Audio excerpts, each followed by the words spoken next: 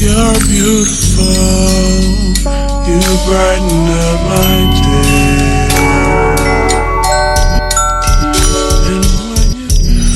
Hey beautiful people, welcome back to the channel. It's your girl West Coast. Today by the title, I am going to be installing this unit and I'm super excited because it turned out so flawless. It's like when I'm all up in my zone, I feel like my wigs turn out so much better.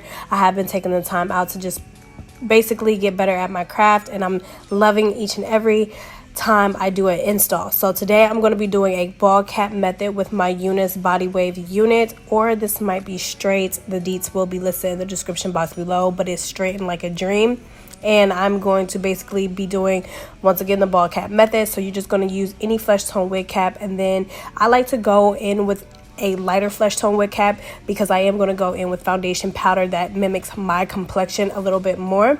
So yeah, I'm going to do that, and I use my Got To Be Glue hairspray, and I'll make sure I lay it down, and I do a couple of layers of Got To Be Glue for the wig cap method. So don't think that I only did one. I did about 3. I just didn't want you guys to see all of that. Now once that is completely dried down, I like to go and take my scissors and just start removing the extra lace by cutting around the ears first, and then I go around the perimeter of my hairline. Now this is like the most tedious part, because if you have a very low hairline like me, you just need to make sure you use that Got To Be Glue sleek gel or styling gel, and you make sure you take as many of your baby hairs as you possibly can. Any peach fuzz or any widow's peak, make sure you slick that down, because when you go in with your scissors, it's really easy to remove that, and it looks crazy once you take your wig off. So as you can see, the wig is beautiful. It's in its natural state after I let it air dry after bleaching the knots, and I did go in and pluck at this unit a little bit more. Before I install this, when I'm trying to be a little bit professional on myself, I like to cut at the lace and make sure I have sections so it can be easier when I start applying the lace to my forehead. So I like to take the back of my eyebrow razor, and I like to lay any extra lace that may be lifting up, or any extra wig cap that may be lifting up, and I like to press that back down, and then it's about to be that time to lay this wig. So I'm using my Got To Be Glue hairspray, and I'm taking a fine tooth comb, and I'm pressing the rat tail of that comb into the lace so it can melt into my forehead really nice. And the placement of your wig is super important. I can't stress that enough, because you don't want to make it too close to your eyebrows, and you don't want it too far up. You want it in that perfect area so you can do your baby hairs if you want to. You can smile as much as you want to, laugh as much as you want to, and you don't have that lifting effect with your lace. So make sure it's placed in the right area. Now sometimes you will have to go in and add a little bit of foundation powder on places that you feel like you kind of removed all that extra foundation powder. So do that before you completely finish this install. So then after I do that, I like to take my eyebrow razor, and I like to get right up in there with a close mirror, and I like to take a dull eyebrow razor. I don't like to do anything sharp because you will cut yourself. Trust me, I've done it 1,000,001 times. I'm a thug, so it really don't hurt the girl. But then if I have any pieces that are stubborn or just too tedious to get in with the eyebrow razor, I like to take my shears, and I finish the job by doing that. So after that, I like to take the back of my eyebrow razor again, and I like to press that onto the lace with a little bit of my Got To Be Glue, and I like to make sure that it's intact still, and then I blow it dry. And after that, I like to use a velvet scarf to lay it down so it can melt into my forehead. Super important. This is my ride or die. I can't ever lose this scarf because it definitely helps this process. I'm using the Beyond the Zone or something like that. That's why I was looking at it like that, because I'm always forgetting the name of this freaking spray, but it's from Sally's Beauty Supply store. I'm going to place that onto the hair, and then I'm going to use my blow dryer just to basically dry this hair because it was still damp by the time I finished installing it. I'm going to go for a middle part this time, as you've seen in the beginning. And let me tell you guys, I'm trash at middle parts. I have to do it over and over again. And if I do it without doing it in my bathroom, my part would be crooked. I'm telling you, it never fails. So I always get up and have to go to the bathroom and see if it's actually straight. After that, I take the fine tooth comb and I take my Baby Bliss flat iron and I make sure I run both through the hair at the same time so I can get a very sleek look. Now, this hair is from UNiceHair, so the quality is really good.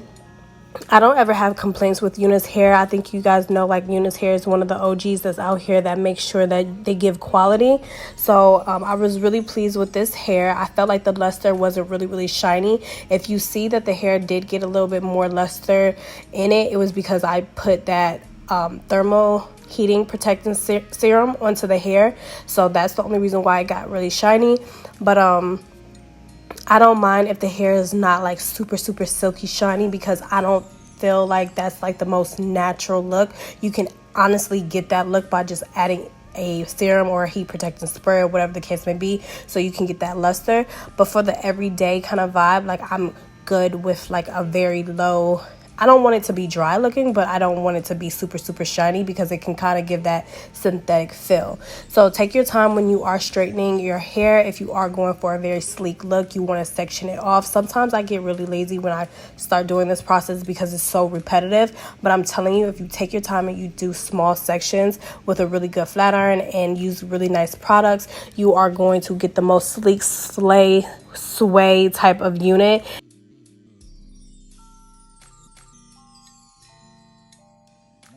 Got that effect with this hair, so I made sure I took the sections a little bit smaller than what I was doing at first, and then I got that look that I was going for. Really flat, sleek, and flowy.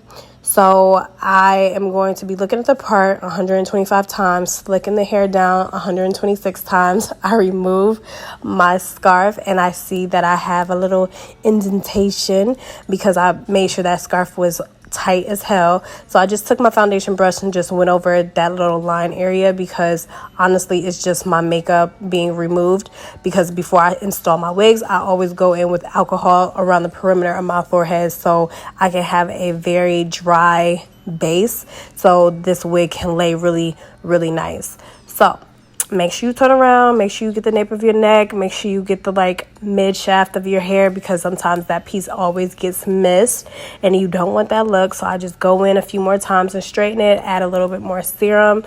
There's this Garnier serum that I started using on this hair and it turns it so bomb, y'all. I didn't use it this day, but I use it now, like when I'm off of camera rocking this hair, and it's so good. So I go in with some black hairspray. You can get it from your local beauty supply store, and this is to close up my part, because I always go in pretty like heavy with my plucking if I am going with the middle part. Obviously nothing too excessive that it looks like you have a bald moment, but like enough that when you go in and do this, it's going to look very clean. And you don't want it too thin, because obviously it's not super thin. Now, as you can see, I'm just noticing right now my part is not centered. But hey, y'all already know. I just told you I be struggling with middle parts, but I got the job done. And I'm just going to have to shift my wig a little bit more when I install it again, because clearly that's not completely in the center. But anyway, this is basically how the hair turned out. It's super nice. As you can see, it's not the highest in luster, but it makes it look a little bit more realistic, like a blown out feel. And I always love that type of look when I'm going for a straight moment. So yeah, I pretty much just give you guys life until the end of this video. Definitely check out UNiceHair. I definitely rate this hair a 10 out of 10. I appreciate you guys so much for watching, and you will be getting a baby hair tutorial really soon, because your girl is getting better and better.